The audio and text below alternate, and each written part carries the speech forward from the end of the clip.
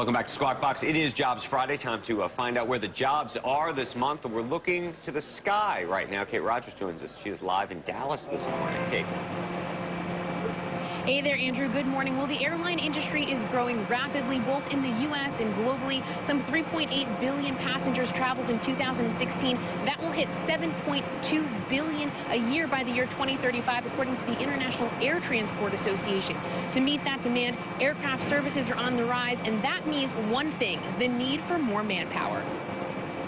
The airline industry employs some 700,000 people in the U.S. alone, a number that stands to grow, according to experts. Based on all trends, the next few years look to have more hiring in the airline industry.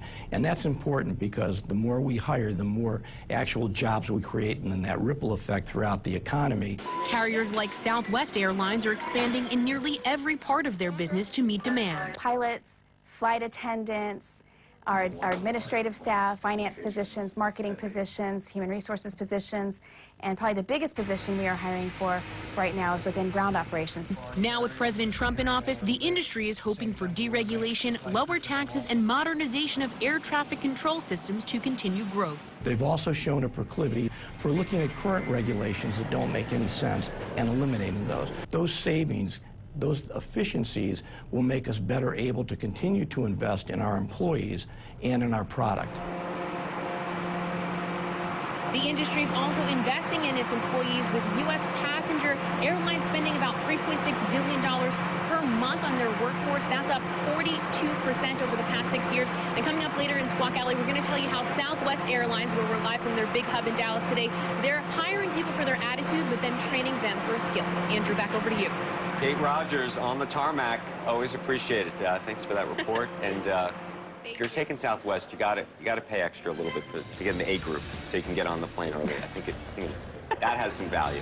Coming up when we return, we're just minutes away from the big payrolls release. First, final predictions from our panel. Then we're going to bring you those jobs numbers and market reactions. Stay tuned. You're watching Squawk Box right here on CNBC. Back in a moment. The first element of corporate responsibility is the responsibility to pay their taxes. Global economy is not a balance. It's because the globalization is not perfect. Our mission is transportation is reliable, is running. We're going to be masters of our own destiny, and we're going to just build a fantastic business. If you wanted, you could turn it around. If you can change the rotten financial system, you can change the world. Perspective shaping today's global dialogue. CNBC Conversation. Japan has a chronic labor shortage. The service sector here accounts for about 70% of Japan's economic output, yet labor productivity is 40% lower than in the U.S. This makes it hard for restaurants to raise wages. Places like McDonald's are cutting back on the number of 24-hour outlets. So economists say Japan either needs to accept more immigrants or bring in the robots. Its overall population is now declining at the fastest rate globally. And fewer workers to support an aging population means poor economic